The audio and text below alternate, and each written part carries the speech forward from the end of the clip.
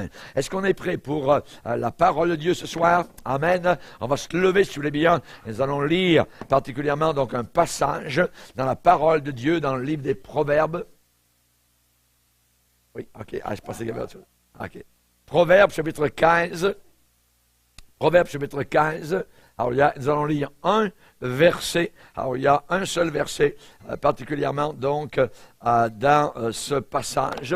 Donc, le titre du message, c'est « Démasquons les mythes de la jeunesse ». Proverbes chapitre 15 et le verset 14. Où il est dit « Un cœur intelligent cherche la science ». Science dans le sens de connaissance de Dieu, la vraie science. Un cœur intelligent cherche la science, mais la bouche des insensés se plaît, prend plaisir à la folie. Amen. Père, nous te bénissons et nous désirons non pas être insensés, mais être sages. Nous voulons être intelligents et nous voulons chercher la connaissance véritable, la science divine. Nous te bénissons pour cette science infuse que tu veux diffuser, Seigneur, au travers de la prédication de la parole de Dieu. Aide-nous à comprendre, Seigneur, et nous voulons te prier plus particulièrement pour la jeunesse. Nous voulons te prier plus particulièrement pour les familles, Seigneur, en te demandant de les conduire dans les sentiers droits du Seigneur, au travers d'une génération abjecte, d'une génération perverse. Nous te demandons, Seigneur, que tu puisses nous aider à comprendre et à réaliser quelle est ta volonté, cette volonté qui est toujours bonne, agréable et parfaite. Au nom de Jésus, Amen. Et tout le peuple dit Amen. Gloire à Dieu. On peut s'asseoir, frères et sœurs. Alléluia. Gloire à Dieu. Démasquons les mythes de la jeunesse. La jeunesse arrive et bien souvent croit tout savoir. Et la Bible dit malheur à un pays dont le roi est un jeune. Pourquoi? À cause de l'inexpérience de la vie. La Bible déclare que nous avons besoin d'être sages. Un cœur intelligent va chercher Dieu dans sa sagesse. Mais la bouche des insensés se plaît donc aux choses folâtres, aux choses légères, aux choses folles. Nous allons ce soir dévoiler des fausses notions. Des fausses notions. On se rappelle comment Salomon est allé faire un tour dans le monde et il en est revenu, il a dit « vanité des vanités, tout est vanité ». Une bulle de savon qui éclate. La bulle est belle, elle est là, elle se balade, elle flotte dans les airs. Hop, à un moment donné, elle n'est plus là, plus rien. Un mythe. Un mythe, c'est une bulle de savon qui éclate. Vous essayez de saisir la chose, pouf, elle n'est plus là. Un mythe, c'est une fable. Et vous savez qu'à la fin des temps, le Seigneur a dit que les hommes s'attacheront à des fables, à des mythes. On parle ici de chrétiens. Légende, la fiction, de l'utopie, ou encore une idée. C'est ça que ça veut dire, mythe. Un mythe, c'est une sorte d'empaquetage, une boîte à cadeaux, voyez, par exemple d'anniversaire. La boîte est là, et vous ouvrez, et elle est vide. Il n'y a rien. C'est un mythe. Un mythe. C'est bien enveloppé à l'extérieur. Le cordon est multicolore, tout ça. Vous défaites le cordon, vous ouvrez, rien. Vide à l'intérieur. Vous savez que dans la Rome ancienne, eh bien, ils avaient beaucoup de mythes et de mythologie. La mythologie grecque, gréco-romaine, C'est toutes des affaires fausses, qui n'existaient pas. Le dieu Bacchus, le dieu du vin, la déesse du sexe, ainsi de suite. Ils avaient inventé donc un paquet de mythes, voyez, qui a fait des mythologies. Mythologie, Zeus habitant quelque part sur la montagne d'Olympe, ayant des relations avec une ou deux femmes, ayant un fils ici et là, et ensuite le fils tue le père, c'est vraiment les mythologies, vous n'arrivez pas à comprendre tout cela, c'est tout des fables. Des fables, voyez. Dans les religions païennes, il y a aussi des mythes. Dans la religion catholique romaine, c'est rempli de mythes et de fables, de mensonges, de choses qui n'existent pas. Par exemple, un mythe, le purgatoire, ça n'existe pas. Ou aller au ciel parce que vous avez fait des bonnes œuvres ici-bas sur la planète Terre. C'est un mythe, une fable, ce n'est pas l'Évangile. Du côté du bouddhisme, il y a des mythes aussi, dans le Nouvel Âge, ainsi de suite. C'est rempli de mythes. Nous allons ce soir entrer dans une famille. Nous allons passer quelque temps, donc une partie de la soirée, avec une famille. Qui sait? Qui sait? Il se peut que vous découvriez que vous croyez, vous aussi, à quelques mythes. Je ne parle pas des mythes M-I-T-E-S, voyez, qui rongent votre linge, voyez, mais à des mythes M-Y-T-H-E-S. Amen? Alléluia. On va passer quelque temps avec une famille. La famille s'appelle Dupont. C'est la famille Dupont. Une belle famille, qu'on va dire, entre parenthèses, chrétienne. Chrétienne à la mode de Caen, à la mode de chez nous, ainsi de suite. Vous voyez, le chrétien d'aujourd'hui. Donc, c'est une belle famille chrétienne. Le papa s'appelle Charles Dupont. La maman s'appelle Brigitte Dupont. La fille s'appelle Bonnie, elle a 17 ans. Ils ont un premier fils, Billy, qui a 16 ans. Et ils ont un deuxième fils, Bob, qui a 15 ans. Et chaque Dupont, dans cette famille, croit à un mythe moderne.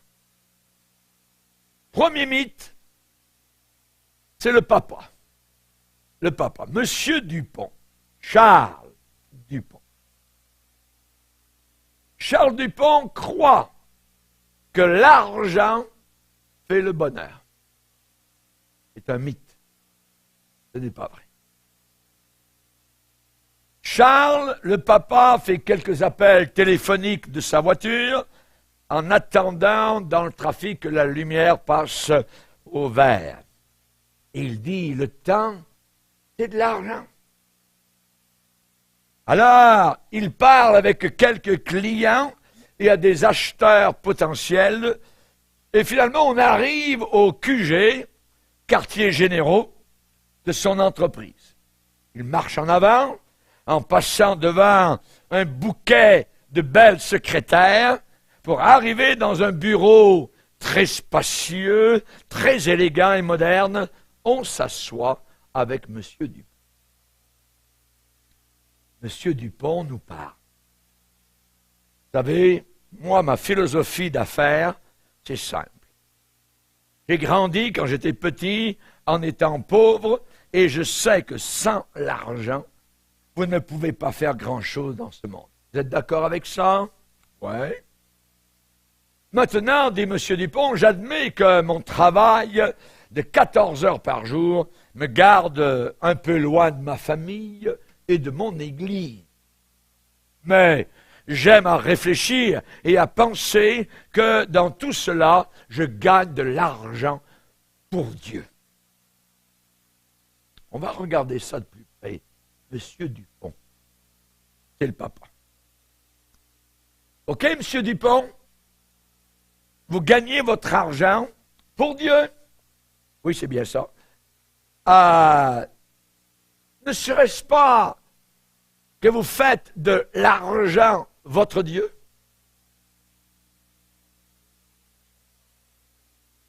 L'argent, M. Dupont, est un bon serviteur, mais un très mauvais maître. On va lire dans Ecclésiaste. Ecclésiaste. Dans l'Ecclésiaste, on va aller voir le rapport d'un très grand roi d'Israël, Salomon. Au chapitre 2, verset 4, il donne son témoignage et il dit « J'ai exécuté de grands ouvrages, je me bâtis des maisons. » Déjà là, il y en a moins deux, au pluriel, et je pense qu'il y en a plus que ça. Je me bâtis des maisons, je me plantais des vignes, je me fis des jardins, des vergers, j'ai planté des arbres à fruits de toute espèce, je me créais des étangs pour arroser la forêt où croissaient les arbres. J'achetais des serviteurs, des servantes, je possédais des troupeaux de bœufs, de brebis, plus que tous ceux qui étaient avant moi dans Jérusalem. Verset 8, je m'amassais, on dirait une pelleteuse qui est en train de pousser, je m'amassais de l'argent et de l'or, et les richesses des rois et des provinces. Il dit au verset 10, tout ce que mes yeux avaient désiré, je ne les en ai point privés. Je n'ai refusé à mon cœur aucune joie, car mon cœur prenait plaisir à tout mon travail, et c'est la part qui m'en est revenue. Puis j'ai considéré, j'ai réfléchi sur tous les ouvrages que mes mains avaient faits, et la peine, la misère que j'avais prise à les exécuter. Résultat, addition, voici, tout est vanité et poursuite du vent, et il n'y a aucun avantage à tirer de ce qu'on fait sous le soleil. Sous le soleil.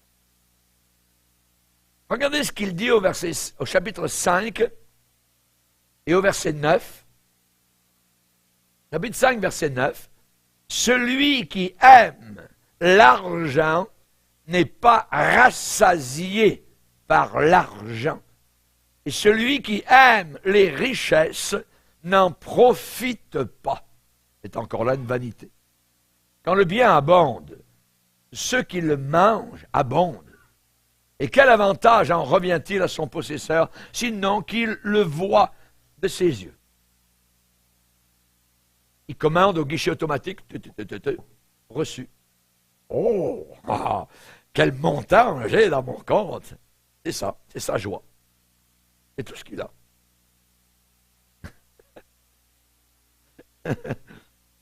Quel avantage en revient-il à son possesseur, sinon qu'il le voit de ses yeux? Verset 11. Le sommeil du travailleur est doux, qu'il ait peu ou beaucoup à manger.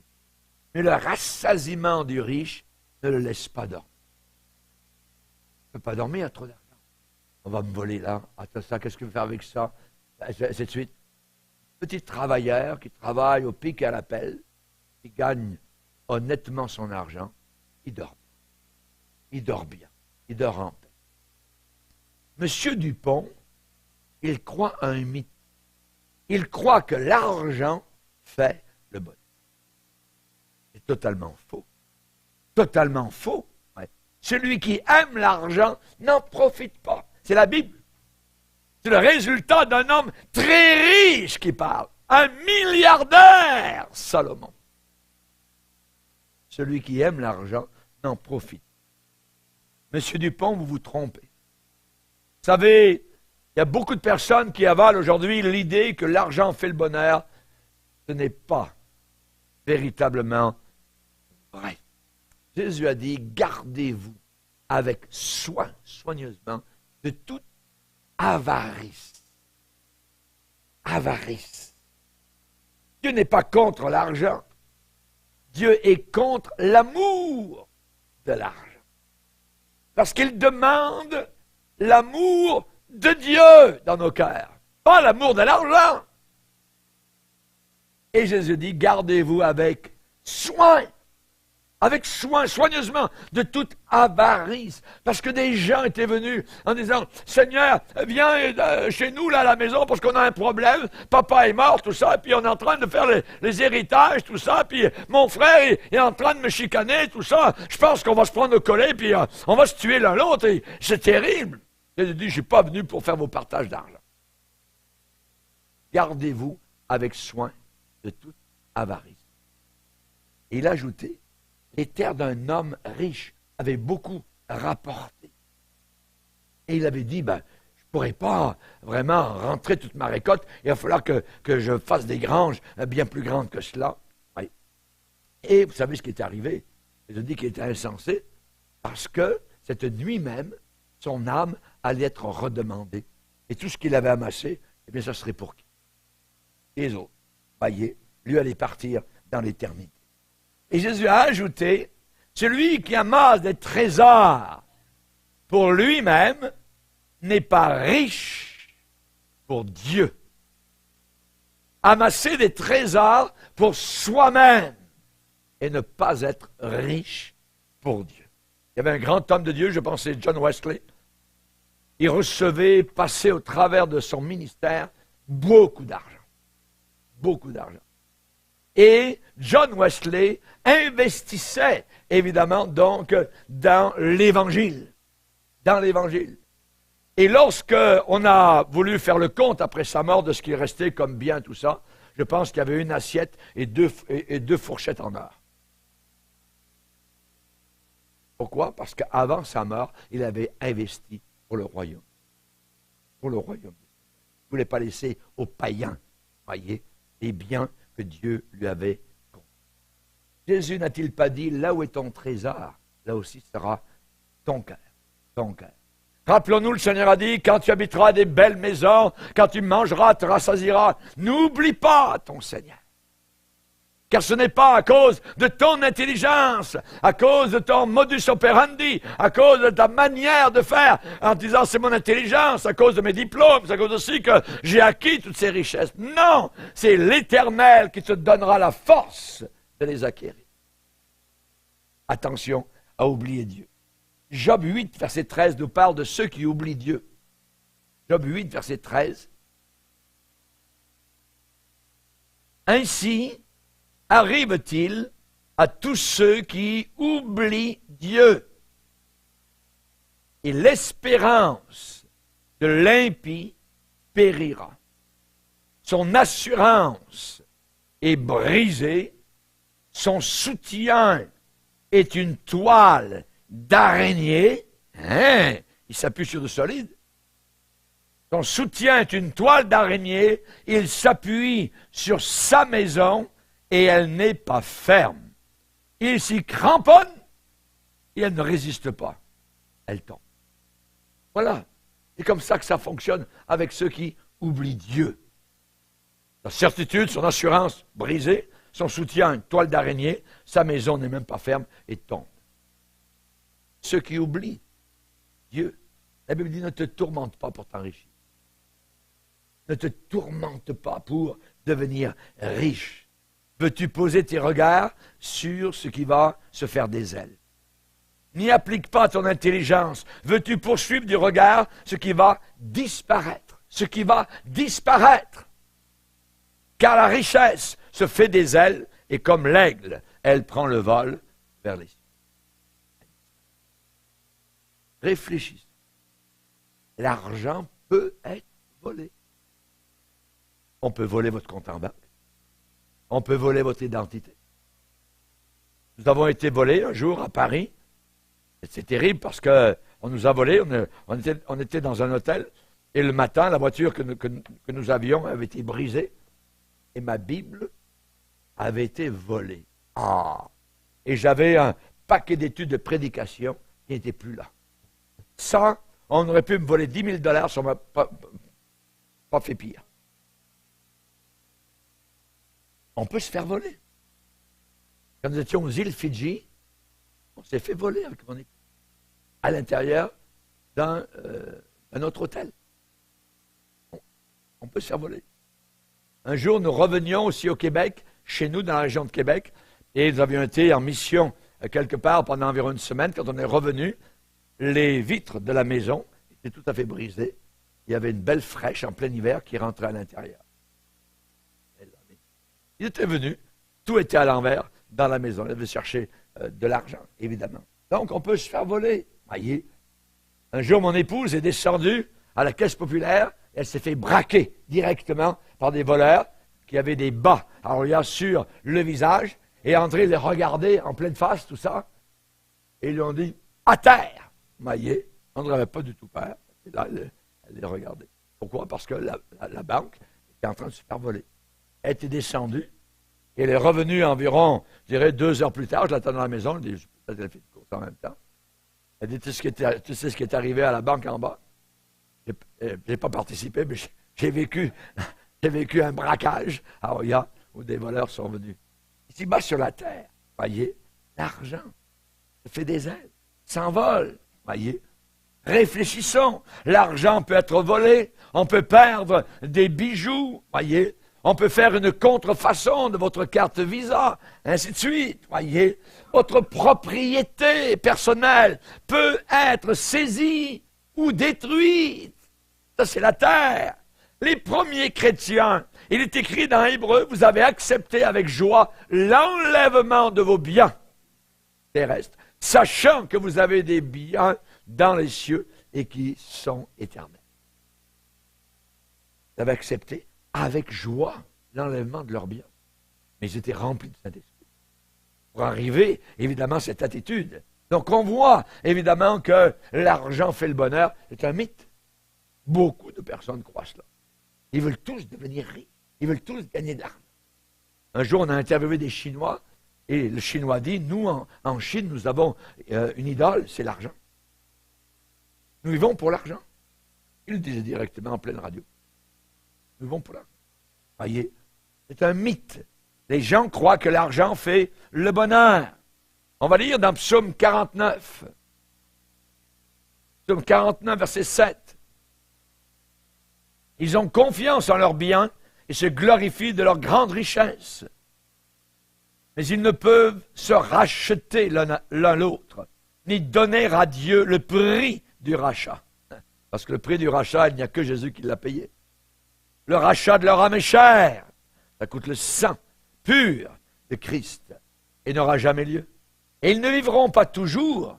Ils n'éviteront pas la vue du tombeau de la fosse, car ils la verront. Les sages meurent, l'insensé, le stupide périssent également, et ils laissent à d'autres leurs biens. Ils s'imaginent. Regardez le mythe. Un mythe, c'est une imagination. Ils s'imaginent, c'est un vrai mythe. Ils s'imaginent que leurs maisons seront éternelles, que leurs demeures subsisteront d'âge en âge, de siècle en siècle, eux dont les noms sont honorés sur la terre. Ils s'imaginent. C'est un mythe. Et beaucoup de personnes, beaucoup de jeunes gens, vous leur parlez, je veux devenir riche, je veux avoir beaucoup d'argent, voyez. Je veux prendre ma retraite quasiment à 40 ans, voyez. Pas de temps. Chers amis, il n'y a jamais un seul instant où ces choses sont garanties à 100% sécuritaire. Demain matin, l'économie mondiale peut tout s'écrouler. Complètement. Et peut-être un millier de dollars vaudra 10 dollars. En des temps de crise, il y a une dévaluation terrible. Donc, un mythe d'aujourd'hui, c'est que l'argent est totalement digne de confiance. C'est s'appuyer sur une toile d'araignée. Réfléchissez. À 1 Timothée chapitre 6, où il est dit ici de faire attention de ne pas convoiter les richesses. Ici, à 1 Timothée chapitre 6, il est dit que certaines personnes sont corrompues d'entendement. Ça veut dire ils sont pourris dans leurs pensées, privés de la vérité. Aujourd'hui, tous les prédicateurs de l'évangile de prospérité matérielle sont privés de la vérité, croyant que la piété est une source de gain. Plus vous êtes pieux, plus vous serez riche. C'est en effet une grande source de gain que la piété avec le contentement. Car nous n'avons rien apporté dans le monde, il est évident que nous n'en pouvons rien emporter. Et donc, nous avons la nourriture et le vêtement, cela nous suffira. Ça veut dire les biens nécessaires de base. Et ceux qui veulent s'enrichir, ceux qui veulent devenir riches, tombent dans la tentation, dans le piège. Ce n'est pas une élévation, ce n'est pas monter, c'est descendre, c'est tomber dans un piège et dans beaucoup de désirs insensés et pernicieux qui plongent les hommes dans la ruine et la perdition. Et regardez bien, la Bible dit, l'amour de l'argent, pas l'argent, l'amour de l'argent est une racine de tous les maux, et quelques-uns en étant possédés se sont égarés, loin de la foi, et se sont jetés eux-mêmes dans bien des tombes. Job, un jour, avait une grande richesse, le lendemain, il n'avait plus rien. Il dit, je suis sorti nu du sein de ma mère, et je retournerai nu dans le sein de la terre. Dieu m'avait donné, que Dieu soit béni. Dieu a enlevé, a permis ça, que Dieu soit béni. Et dans tout cela, il n'a pas péché contre lui. Ça, c'est la bonne attitude. Amen. Si vous avez des possessions matérielles d'extra, alors soyez volontaires pour vous en servir, pour aider quelqu'un de moins fortuné que vous. Amen. En Proverbe 11, 28, il est dit, celui qui se confie dans ses richesses tombera. Là, sa confiance dans ses richesses va tomber. Mais les justes verdiront comme le feuillage. Amen. Gloire à Dieu. On a besoin de prier en disant, Père, j'ai une idole, j'ai confiance dans les choses matérielles.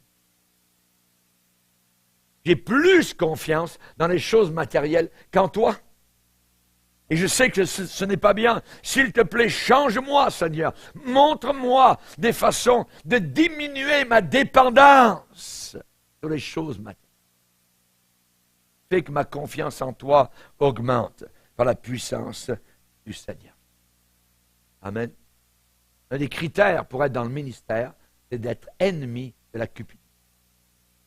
Ennemi. Ne pas aimer l'avarice, la cupidité, l'amour de l'argent. C'est demandé par le Seigneur. Nous allons voir le deuxième mythe.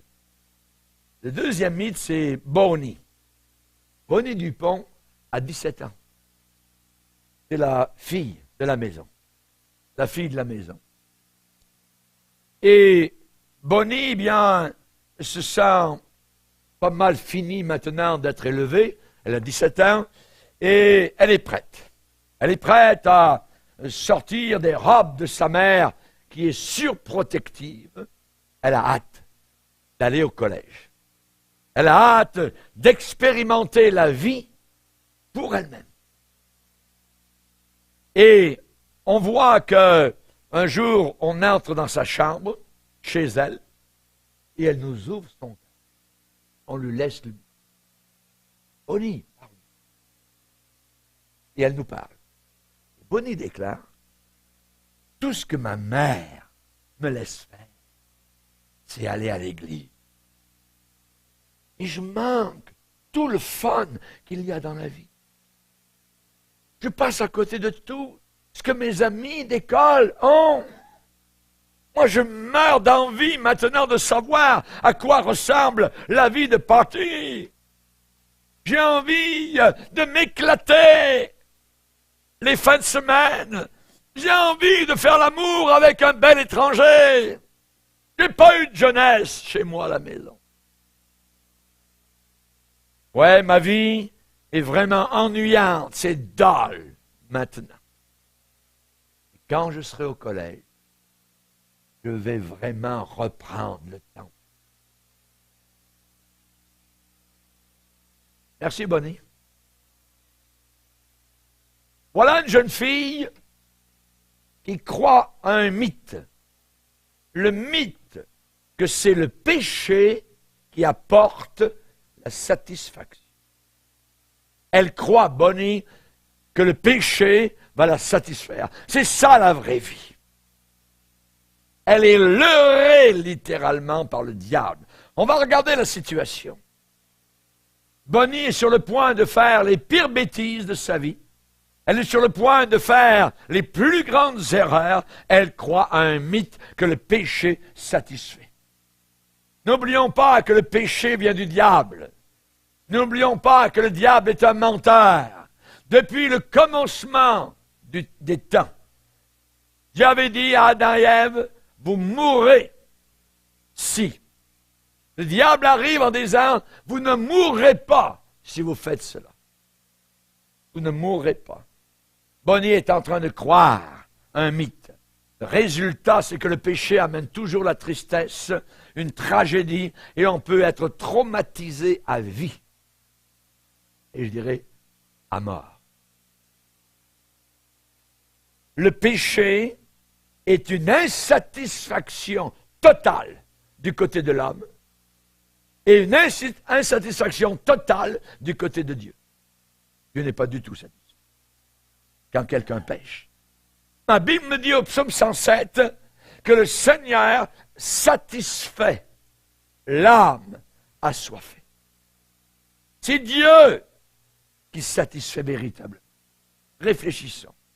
Les plats riches et exotiques semblent tellement bons pour ne pas y goûter. Alors vous mangez. Et qu'est-ce qui arrive? La nourriture coûte tellement bonne que vous vous dites, c'est pas possible. C'est tellement merveilleux. La Bible dit, il y a une voie qui semble droite à l'homme. Mais la fin de ce chemin-là, c'est la perdition. C'est l'enfer éternel. Ensuite, vous réalisez, après avoir mangé le plat qui semblait tellement bon, vous réalisez que le chef cuisinier est un meurtrier vraiment dérangé. Il est dérangé. C'est un insensé. Vous venez de vous faire empoisonner. La Bible parle dans Éphésiens 4 de convoitise trompeuse. Ça veut dire convoitise mensongère qui n'apporte pas la satisfaction attendue et escomptée par cette jeunesse et parfois par cette vieillesse. Satan fait cela avec le péché. Et il fait toujours en sorte que le péché soit beau, soit attirant, soit séduit. Mais ceux qui en mangent finissent toujours brûlés, empoisonnés. La Bible dit qu'il y a dans le péché, pour un temps, la jouissance du péché. C'est merveilleux! Pour un temps. Pour un temps. Après le coup, il y a le contre-coup. Boomerang qui a été lancé, vous revient en pleine face. Pas aïe. On va travailler là-dessus. Pour éviter, pour ne pas croire à ce plus grand mythe du monde, l'idée que le péché satisfait. C'est un mythe. La jeunesse croit cela. Il faut absolument renouveler nos pensées régulièrement. C'est la raison pour laquelle les réunions sont très importantes. La lecture de la Bible est très importante. La vie de prière est très importante pour renouveler nos pensées. Sinon, le diable vous enferme dans une chambre noire. Il fait tomber les blinders, les rideaux. Et vous ne voyez plus rien, aucune conséquence au mal, au péché. Et vous y allez à fond. C'est très dangereux. C'est très dangereux. La Bible dit, les bontés de l'Éternel se renouvellent chaque matin. Je peux être renouvelé dans mes pensées chaque matin. La Bible dit d'être transformé par le renouvellement de l'intelligence. Je ne peux pas être chrétien une fois par mois. C'est impossible. J'ai besoin d'être renouvelé régulièrement dans mes pensées. Dans mes pensées. Il faut que tu changes ta façon de penser. Ça veut dire, coupe-toi de tes entrées mondaines. Les films, cinéma, télévision, magazines, les chants qui parlent avec légèreté, frivolité du péché, qui tordent totalement tes valeurs. Internet, DVD, CD, ainsi de suite. malsain, pornographie.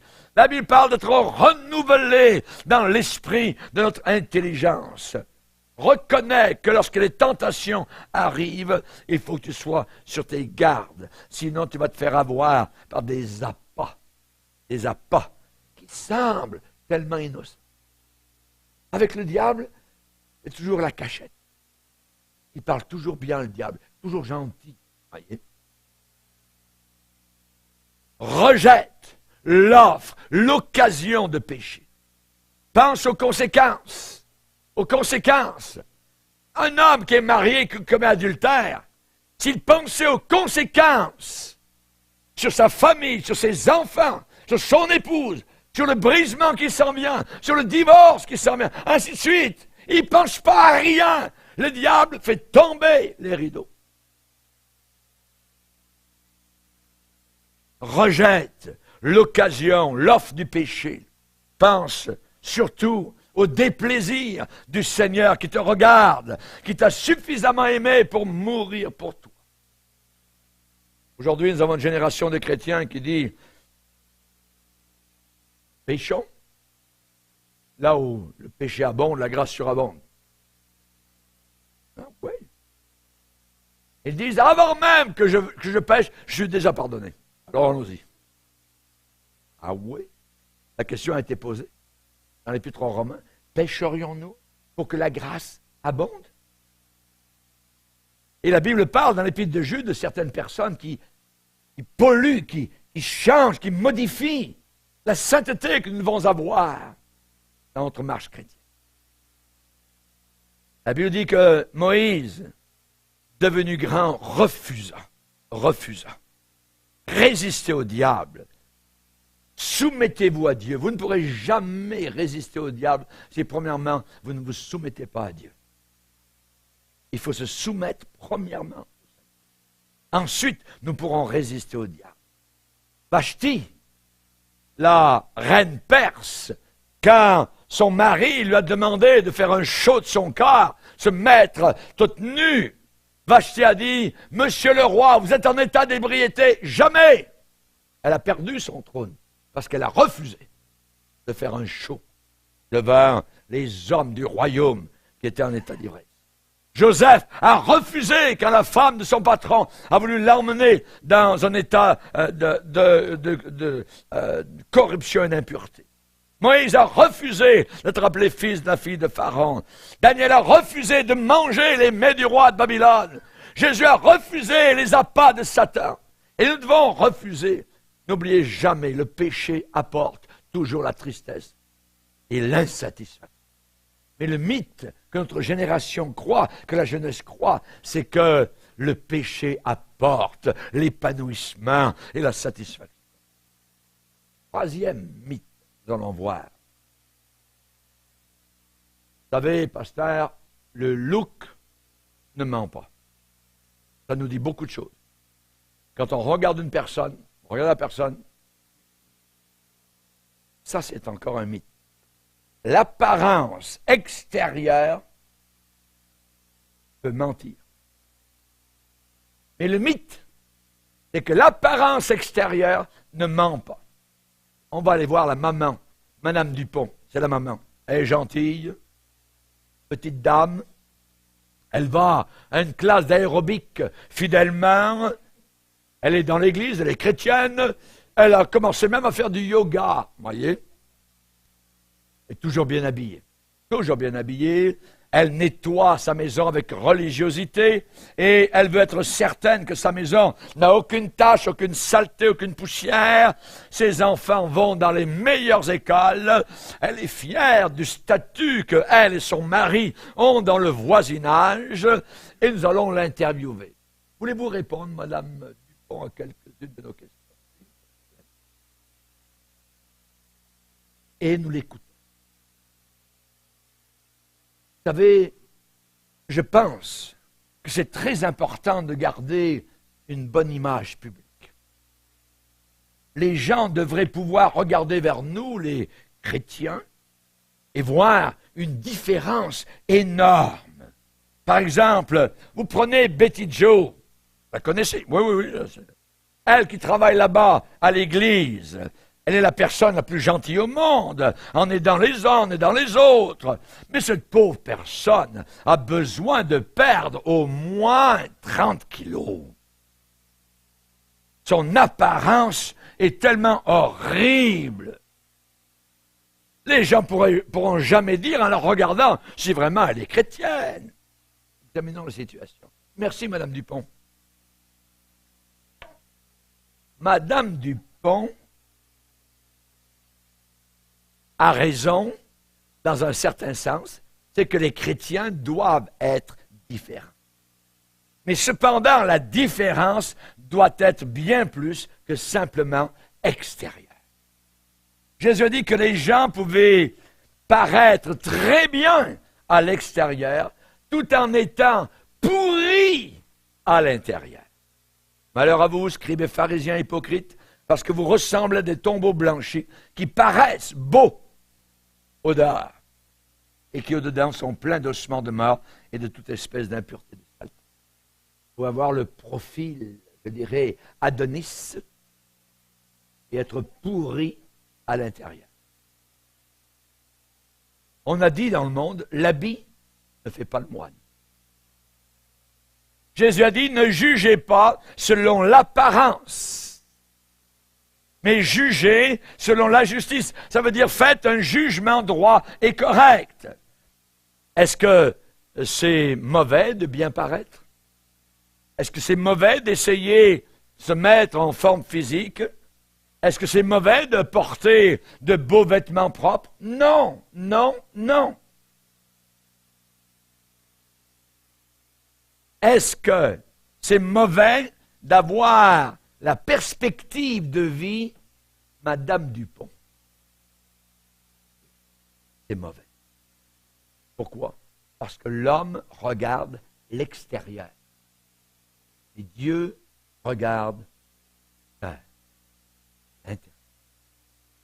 Et l'intérieur. Est-ce que la bande de disciples de Jésus, qui étaient un petit peu des canailloux, je dirais qui voulaient toujours savoir qui était le premier, qui allait être à côté de Jésus là-haut dans le ciel, tout ça, qui suivait Jésus, est-ce que ces gens-là avaient une belle image publique? Non. Non. Si la belle image publique signifie qu'ils possédaient les symboles du succès, jamais de la vie. Jamais.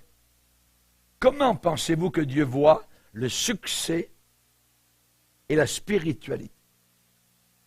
Comment pensez-vous que Dieu voit une personne qui a une spiritualité très maigre, mais un extérieur magnifique? On dirait un ange.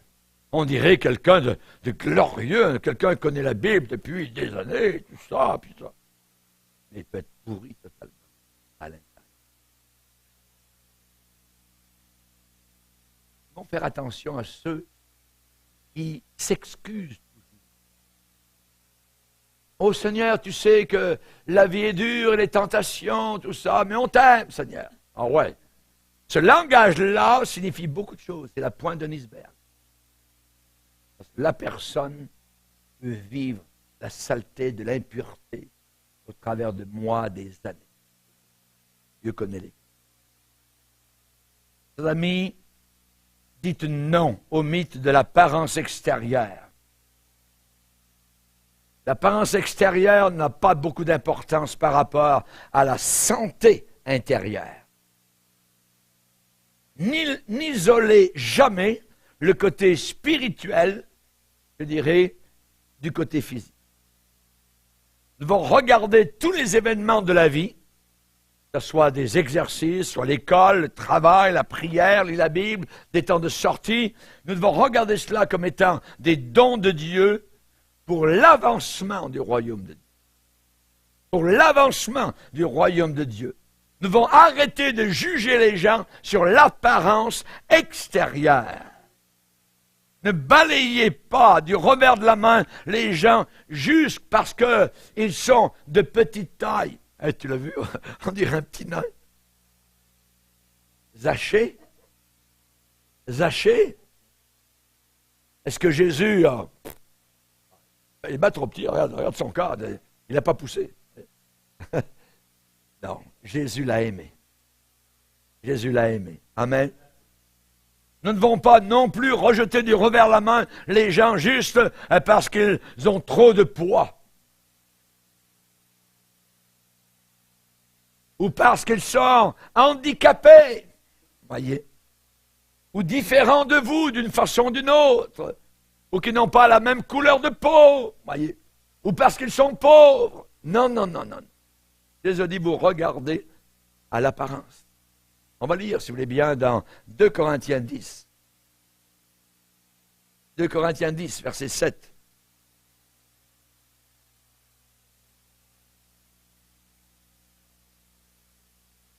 C'est l'apôtre Paul qui parle. Et il dit aux Corinthiens en disant, vous regardez à l'apparence. Si quelqu'un se persuade qu'il est de Christ, qu'il se dise bien en lui-même que, comme il est de Christ, nous aussi, nous sommes de Christ. Et quand même, je me glorifierai un peu trop de l'autorité que le Seigneur nous a donnée pour votre édification et non pas pour votre destruction. Je ne saurais en avoir honte, afin que je ne paraisse pas vouloir vous intimider par mes lettres. Les Corinthiens jugeaient l'apôtre Paul. Jugeaient l'apôtre Paul. Il disait, en réalité, l'apôtre Paul, c'est bien beau tout ça, mais c'est un dictateur. Ouais, un dictateur. Et dans l'Église de Dieu, l'apôtre Paul aujourd'hui serait traité de la même chose. Il dit, quand même je me glorifierai un peu trop de l'autorité que le Seigneur nous a donnée pour, cette autorité, elle va dans quel sens? Pour votre édification et non pas pour votre destruction. Paul dit, je ne saurais pas en avoir honte. Je n'ai pas honte de ça. Donc, ne jugez pas sur l'extérieur, sur l'apparence. Nous allons voir un autre mythe. J'ai besoin de personne. Les jeunes aujourd'hui, en montent dans la vie et disent, moi j'ai besoin de personne. C'est un mythe. Quelqu'un qui paraît bien, extérieurement, smart, athlétique, voyez, populaire. C'est Billy Dupont. Billy Dupont, c'est un autre fils. Lui, il a 16 ans. Il a 16 ans. Et les gens lui disent toujours combien il est talentueux, il va aller loin dans la vie. Ah, c'est vrai. Il n'a pas besoin de travailler, il n'a pas besoin d'étudier beaucoup pour avoir des bonnes notes à l'école, pour avoir beaucoup d'amis, pour avoir des contacts. Billy s'en sort toujours, semble-t-il. Billy va dans différents lieux, différents endroits, il se balade. Billy, dis-nous quelques mots de témoignage. Ah, moi, ah bien, je suis vraiment confiant dans mes capacités. Moi, je n'ai pas besoin de faire un cours d'estime de soi-même, j'en ai.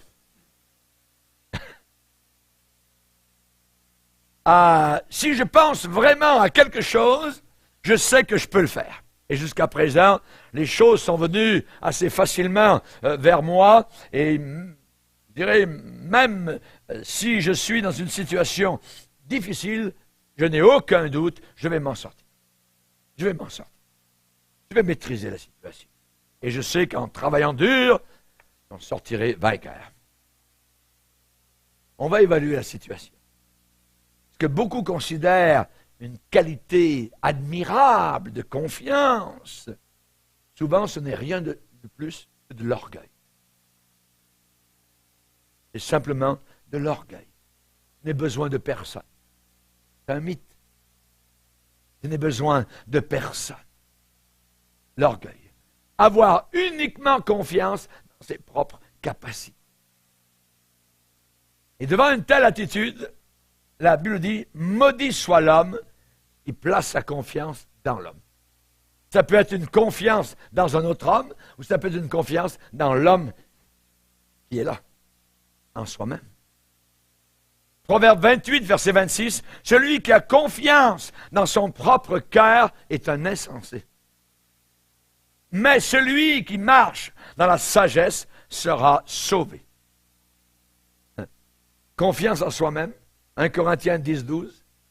Ainsi donc, que celui qui croit être debout prenne garde de tomber.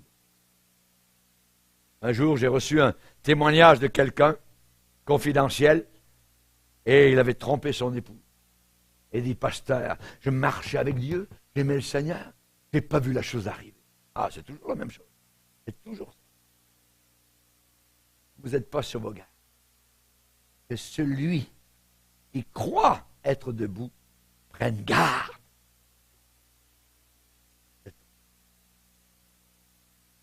Est-ce que vous comptez seulement sur votre propre capacité?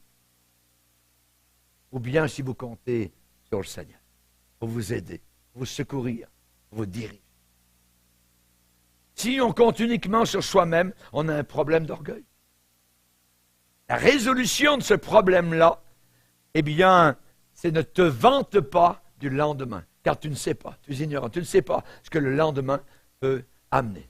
Dans 5 minutes, on peut tous être dans l'éternité, parce qu'il va y avoir un grand tremblement de terre, et ça va être tellement grand, échelle Richter 10, et tout le bâtiment va tomber, et on va tous être écrasés. Alléluia. Ah, merci Seigneur. Amen. Donc, ne te vante pas du lendemain, ou des 5 minutes qui reviennent. Tu ne sais pas que le lendemain peut enfin. On se rappelle de Nebuchadnezzar. Dieu l'a rendu comme un animal. Un jour, il s'est baladé devant sa ville, Babylone, et il a dit, voilà Babylone la grande, que j'ai bâtie par la puissance de ma force, pour la gloire de ma magnificence. Pouf, il est tombé par terre, et les cheveux lui ont poussé, les ongles, il a commencé à dire des bêtises, il mangeait de l'herbe. Ça. Dieu lui a enlevé les pensées, l'orgueil. Et il a raconté son témoignage. L'orgueil, la ville que j'ai bâtie, ma force, magnificente. Mange de l'herbe un peu, là.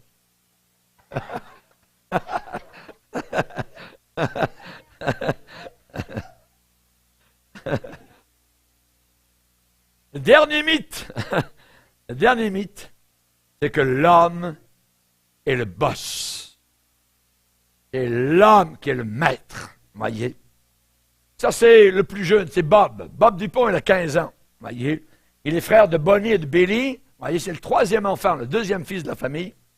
Et Bob, il a hâte d'avoir son diplôme de secondaire parce qu'il a déjà planifié toute sa vie. Je vais aller à l'université, je vais étudier les finances, je vais étudier les relations internationales et j'irai chercher un diplôme légal en droit. Et je vais commencer ma propre entreprise import-export avec des bureaux dans le monde entier. Chrétien, église, ma marche avec Jésus, je m'en occuperai plus tard quand je serai plus âgé et marié. Ouais, je vais à l'école du dimanche, mes parents me forcent, tout ça, mais bientôt, ils ne pourront plus m'emmener à l'église, je vais laisser tomber tout ça. Un des grands mythes d'aujourd'hui, c'est d'assumer que nous avons le droit, la capacité de dicter notre propre avenir, notre propre futur. L'apôtre Jacques, dans le Nouveau Testament, dit, à vous maintenant qui dites, aujourd'hui ou demain, nous irons là-bas, nous ferons ceci et cela. Vous ne savez pas ce que le lendemain vous apportera. Vous devriez dire, au contraire, si Dieu le veut, nous irons là-bas. Nous gagnerons de l'argent, nous ferons du commerce, il n'y a pas de problème avec cela. Mais si Dieu le veut, si Dieu le veut. Y a-t-il une façon de faire des plans d'avenir en vivant comme si nous étions les maîtres de notre destin? Capitaine de notre vie. Oui. Seul commandant à bord. Rappelez le bateau d'Italie. Capitaine il a voulu aller dire bonjour à ses amis au bord de l'île. Ah, regardez, je suis fort, je suis gros, attends, bateau. Salut les gars, hey!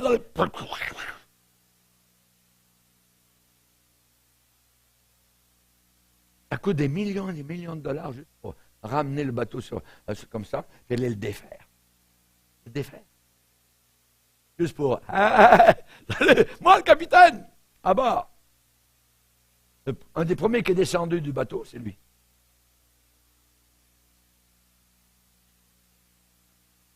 Rappelez-vous que Dieu est le maître de l'histoire. Dieu est le maître de l'univers. Personne n'échappe à son regard. Amen. Il y a dans le cœur de l'homme beaucoup de projets, mais c'est le dessein de l'Éternel qui s'accomplit. Il y a dans le cœur beaucoup de projets, mais c'est le dessein de l'Éternel qui se réalise. En toi, je me confie, a dit David, je dis, tu es mon Dieu, mes destins, mes destinées sont dans ta main. Amen. Recommande à l'Éternel tes œuvres et tes projets. Baissons nos têtes. Seigneur, nous te bénissons pour ce soir. Nous te remercions pour ce message. Merci de nous rappeler ces grandes vérités, Seigneur. Nous ne voulons pas nous attacher à des fables, à des mythes. Nous voulons nous attacher à la vérité. Bénis abondamment nos cœurs et nos vies, Seigneur, car nous désirons premièrement te plaire. Nous voulons nous confier en toi, Seigneur. Nous savons que l'argent ne fait pas le bonheur. Nous savons que le péché n'apporte pas la satisfaction. Nous savons que l'apparence extérieure, eh bien, nous ment. Nous savons, Seigneur, nous avons besoin de toi. Nous avons, Seigneur Jésus, un maître, et c'est toi-même. Et nous voulons t'appeler maître et Seigneur, et nous voulons accomplir ta volonté au nom de ton Fils Jésus. Amen. Alléluia. Et tout le peuple dit Amen. On va se lever ensemble, frère.